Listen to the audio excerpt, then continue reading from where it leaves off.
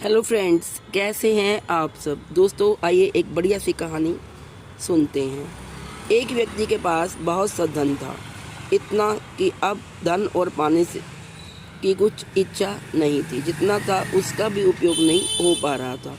मृत्यु समीप आने लगी थी। ना बेटे थे ना बेटियां, कोई पीछे था ही नहीं परिवार में, और जीवन धन बटोरने में बीत गया था। वह कुछ महात्माओं के पास गया कि मुझे कुछ आनंद का सूत्र दो। महात्मा, पंडित, पुरोहित सबके द्वार खटखटाए, लेकिन खाली हाथ लौटा।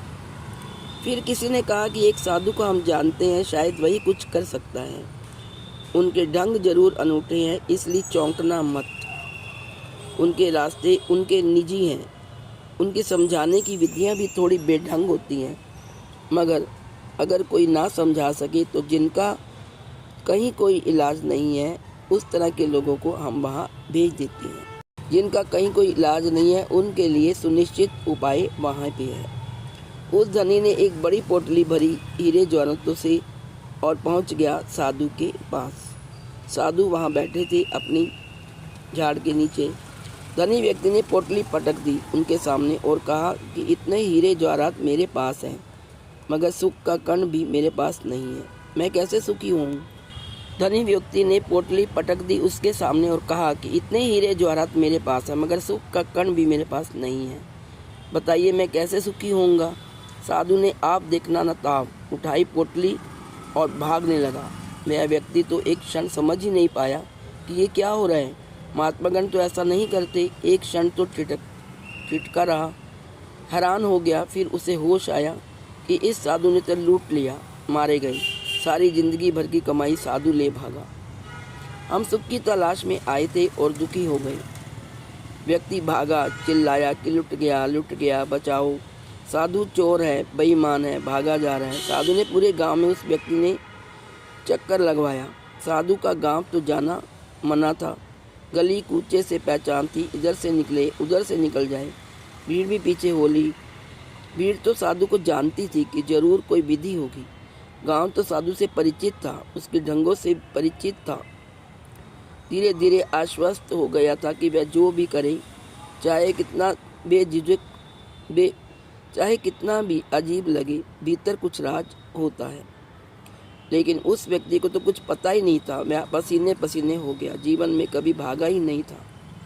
इतना थक मान गया कि साधु से भागता दौड़ाता हुआ, पसीने से लथपथ करता हुआ वापस अपनी झाड़ के पास लौट आया, और यह व्यक्ति भी उसके पीछे पीछे आ गया जहाँ उसका घोड़ा खड़ा था। साधु ने लाकर पोटली वही घोड़े के पास पटक दी और स्वयं झाड़ के पीछे छिपकर खड़े हो गए। वह व्यक्ति लौटा, पोटली नीचे पड़ी थी, घोड़ा खड़ा था। उसने पोटली उठाकर छाती से लगा ली और कहा कि हे परमात्मा, तेरा बहुत बहुत धन्यवाद। आज मुझ जैसा सुखी और प्रसन्न व्यक्ति इस दुनिया में और कोई भी नहीं। मुझे मेरा धन वापस मिल गया। साधु वृक्ष के पीछे से झांके और कहा, कुछ सुख मिला? यही राज है।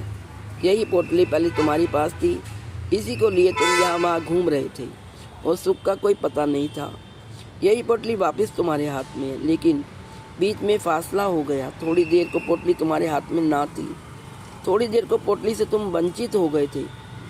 अब तुम कह रहे हो, हे प्रभु धन्यवाद, मैं आज बहुत प्रसन्न हूँ। आज पहली बार आनंद की थोड़ी झलक मिली।